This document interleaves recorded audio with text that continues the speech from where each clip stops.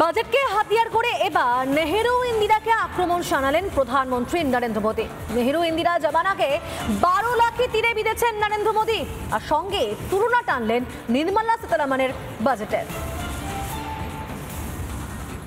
बसंत पंचमी के साथ ही मौसम बदलना शुरू हो जाता है। 3 दिन बाद 5 फरवरी को दिल्ली में विकास का नया बसंत आने वाला है। বুধবার দিল্লিতে ভোট, তার আগে রবিবাসরীয় প্রচারে আরকে পুরমে ঝড় তুললেন প্রধানমন্ত্রী নরেন্দ্র মোদী। শনিবার অর্থমন্ত্রী নির্মলা সীতারামনের বাজেট মন ছুঁয়ে গেছে মধ্যবিত্তের। সেই বাজেটকে হাতিয়ার করে কংগ্রেস জামানার বাজেটকে বিঁধলেন প্রধানমন্ত্রী নরেন্দ্র মোদী। রবিবার দিল্লির আরকে পুরমের জনসভায় বাজেট নিয়ে বলতে গিয়ে নেহেরু ইন্দিরাকে এক বন্ধনীতে রেখে আক্রমণ শানালেন মোদী। अगर नेहरू जी के जमाने में आप 12 लाख रुपए कमाते होते तो 12 लाख रुपए की आय पर आपकी 1/4 सैलरी सरकार वापस ले लेती, टैक्स में चली जाती। आज इंदिरा जी का जमाना होता, 12 लाख की कमाई पर आप करीब करीब आपके 10 लाख रुपया टैक्स में चले जाते। अब भाजपा सरकार के कल के बजट के बाद साल में 12 लाख रुपया कमाने वाले को 1 रुपया भी टैक्स का देना नहीं पड़ेगा। ছেড়ে কথা বলেননি আম আদমি পার্টিকেও। কেজরিওয়ালের দলকে ফের একবার আপদ কটাক্ষ করে মোদী বলেন, আপদরা শুধু মিথ্যে প্রতিশ্রুতি দেয়। अब गलती से भी यहां आपदा सरकार नहीं आनी चाहिए जो दिल्ली के 5 और साल बर्बाद कर दे। आजकल हम देख रहे हैं कैसे दिल्ली में वोटिंग से पहले ही झाड़ू के तिनके बिखर रहे हैं। आपदा के लीडर्स उसे छोड़कर जा रहे हैं। ये जान चुके हैं कि ग्राउंड पर जनता आपदा से कितना नाराज है, कितनी नफरत करती है। 5ই ফেব্রুয়ারি দিল্লিতে দঙ্গল, এবার রাজধানীতে ত্রিমুখী লড়াই। নির্বাচন যতই এগিয়ে আসছে ততই প্রচারের ময়দান থেকে বাড়ছে আক্রমণের ঝাঁজ। এই আবহে এখন দেখার 8 তারিখ কাকে ক্ষমতায় নিয়ে আসে দিল্লিবাসী। রিপাবলিক বাংলা।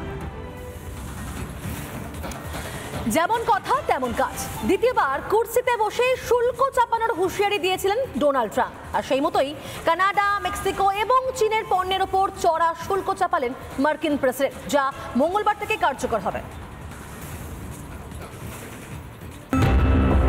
কর নিয়ে কড়াকড়ি প্রেসিডেন্ট ডোনাল্ড ট্রাম্পের। কানাডা, মেক্সিকো ও চীনের ওপর আরও আমদানি শুল্ক চাপালেন মার্কিন প্রেসিডেন্ট, যার জেরে বাণিজ্য যুদ্ধের ছায়া বিশ্বজুড়ে। ট্রাম্পের সিদ্ধান্ত অনুযায়ী কানাডা ও মেক্সিকো আমেরিকায় কোনো পণ্য রফতানি করলে তাদের 25% কর বা শুল্ক দিতে হবে। একই রকমভাবে চীনা পণ্যের ওপরেও আমেরিকায় 10% শুল্ক বসানোর সিদ্ধান্ত নিয়েছেন তিনি। কিন্তু হঠাৎ এমন শুল্কর কারণ কি, তারও ব্যাখ্যা দিয়েছেন মার্কিন প্রেসিডেন্ট। ট্রাম্প জানিয়েছেন, এই পদক্ষেপের উদ্দেশ্য হল বিপুল সংখ্যক নথিপত্রহীন অভিবাসীর অনুপ্রবেশের বিষয়টি নিয়ন্ত্রণ করা, সীমান্ত দিয়ে ফেন্টানাইল নামক মাদক চোরাচালান বন্ধ করা, সেই সঙ্গে প্রতিবেশীদের সঙ্গে বাণিজ্য ঘাটতি কমানো। পাল্টা প্রতিশোধ কানাডারও। আমেরিকার পণ্যের ওপর পাল্টা 25% শুল্ক আরোপ করল কানাডাও। 21 দিনের মধ্যে এই নীতি কার্যকর হবে বলে জানিয়েছেন প্রধানমন্ত্রী জাস্টিন ট্রুডো। তবে শোধবোধের পথে হাঁটতে রাজি না মেক্সিকো। প্রেসিডেন্ট ক্লডিয়া শেনবাম পার্ডো জানিয়েছেন, শুল্ক বসিয়ে সমস্যার সমাধান হবে না, ট্রাম্পের সঙ্গে কথাবার্তা ও আলোচনার দরকার। আমেরিকার শুল্ক চাপানোকে মোটেই ভালোভাবে নেয়নি চীনও। মার্কিন যুক্তরাষ্ট্রের বিরুদ্ধে ওয়ার্ল্ড ট্রেড অর্গানাইজেশনের নিয়মকে ভঙ্গ করার অভিযোগ করেছে বেজিং। রিপাবলিক বাংলা। বসন্ত পঞ্চমী। আর বসন্ত পঞ্চমী উপলক্ষে শহর কলকাতা থেকে শুরু করে জেলা যেদিকেই কান পাতা যাচ্ছে সেদিকেই সরস্বতীর মন্ত্র শোনা যাচ্ছে। আর ছোট ছোট ছেলেমেয়েরা তারা রওনা দিচ্ছেন, কেউ স্কুলের উদ্দেশ্যে, আবার কেউ বা যাচ্ছেন কলেজের দিকে। আর এই হেন ব্যস্ততার মাঝেও ডোনা গাঙ্গুলি থেকে স্বপন দাশগুপ্ত তারা প্রত্যেকেই মেতে রয়েছেন কিন্তু সরস্বতী পুজো নিয়ে। কিন্তু শহর কলকাতা থেকে জেলা এই ছবির পাশাপাশি আরজি করে সেখানে ধরা পড়ল অন্য এক ছবি, সেখানে ধরা পড়ল বিষাদের সুর। জয় জয় দেবী চরাচর সারে যুগ যুগ শোভিত মুক্তাহারে বীণা রঞ্জিত পুস্তক হস্তে ভগবতী ভারতী দেবী নমস্তে। রোজই মা সরস্বতীর সাধনা করেন তিনি। বসন্ত পঞ্চমীতে স্ত্রী, পুত্র, পুত্রবধূ ও ছাত্রছাত্রীদের নিয়ে নিজের বাড়িতে বাগদেবীর পুজোয় মাতলেন পদ্মশ্রী পুরস্কার প্রাপ্ত শরৎ বাদক পণ্ডিত তেজেন্দ্র নারায়ণ মজুমদার। রিপাবলিকের ছোটবেলার স্মৃতিচারণা পদ্মশ্রী পুরস্কার প্রাপ্ত শরৎ বাদকের। মেইন প্ল্যানিংটা আমার স্ত্রী মানসী করেন, আর তাছাড়া আমার ছেলে এট্রবধূ ভানুপ্রিয়া, ওরা মিলে পুরো জিনিসটাকে করে এবং খুব একটা ঘরোয়া কিন্তু খুব সুন্দর একটা অনুভূতি থাকে এদের মধ্যে। বাণী বন্দনায় সামিল গাঙ্গুলি পরিবার। বেহালায় ডোনা গাঙ্গুলির নাচের স্কুল দীক্ষা মঞ্জুরিতে বিদ্যার দেবীর আরাধনা। খিচুড়ি ছাড়া বেমানান সরস্বতী পুজো, আর তাই সৌরভ পত্নীর নাচের স্কুলে থাকছে খিচুড়ি ও নানা ধরনের খাবারের আয়োজন। মা সরস্বতী এই মুহূর্তে অপূর্ব সে মূর্তি এবং তাই সব মিলিয়ে কিন্তু একটা খুব সুন্দর আবহ রয়েছে এই মুহূর্তে সৌরভ গাঙ্গুলির বাড়িতে। নাচ গান সব ঠাকুরের আশীর্বাদে, তো সবাই অঞ্জলি দেয়, তারপরে আমাদের খিচুড়ি খাওয়া হয়, আর সারাদিনটা খাওয়া দাওয়াই চলে। 4 বছর পর মায়ের নাচের স্কুলের পুজোয় সামিল মেয়ে সানাও। খোশ মেজাজে স্ত্রী ও মেয়ের সঙ্গে দেখা গেল মহারাজকে। আমি কুল খাই, আমি অনেকদিন বাদে খিচুড়ি খেলাম।